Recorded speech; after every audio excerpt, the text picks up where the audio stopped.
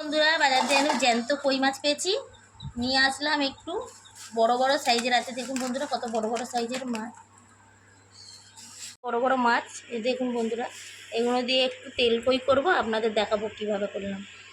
কই মাছ ধুয়ে এনে নুন হলুদ মাখিয়ে নিয়েছি, এবার কড়াই দিয়ে হালকা করে ভেজে নেব।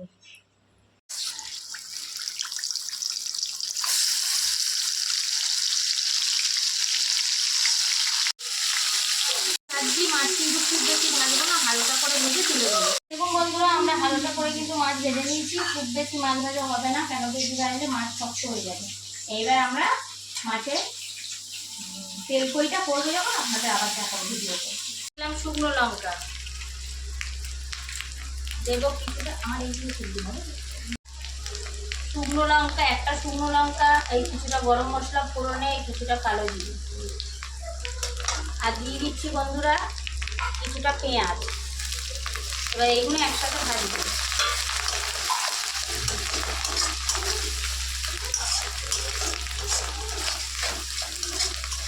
টমেটো কুচি,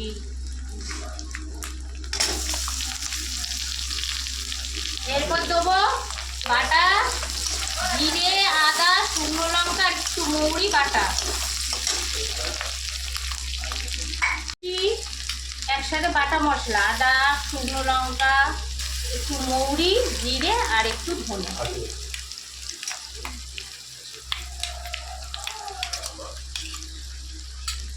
এবার এটা দিয়ে কষবো। আমি দিয়ে দেবো পরিমাণ মতো নুন,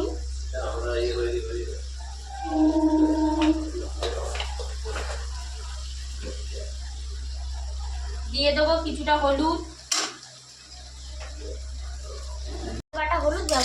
আমি সিলে বাটা শুকনো হলুদ। বন্ধুরা আমি এখানে সিলে বাটা শুকনো হলুদ ব্যবহার করছি। কালারটা দেখুন লাল এসছে।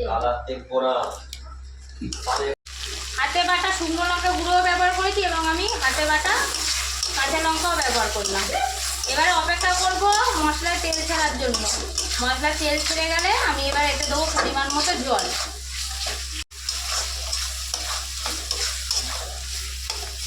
দেখুন বন্ধুরা আর মশলা দিয়ে কিন্তু একটু একটু করে তেল ছাড়া শুরু হয়ে গেছে। এবার পুরো ভালোভাবে তেল ছাড়লে আমি দেবো এতে পরিমাণ মতো জল। বন্ধুরা আমাদের কিন্তু তেল ছাড়া মশলা দিয়ে শুরু হয়ে গেছে, দেখুন। এবার আমরা দিয়ে দেবো পরিমাণ মতো জল।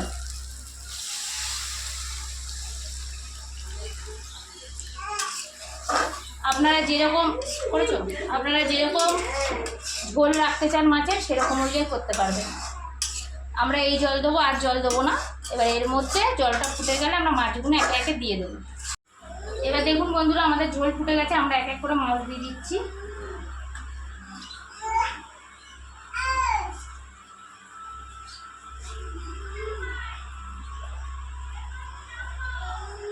এরকম এসছে, এরকম লাল লাল হবে। আমি কিন্তু কোনো গুঁড়ো মশলা এখানে ইউজ করিনি বন্ধুরা, আমি সব সিলে বাটা মশলা ইউজ করেছি, তাতে আমার এত সুন্দর কালার এসছে।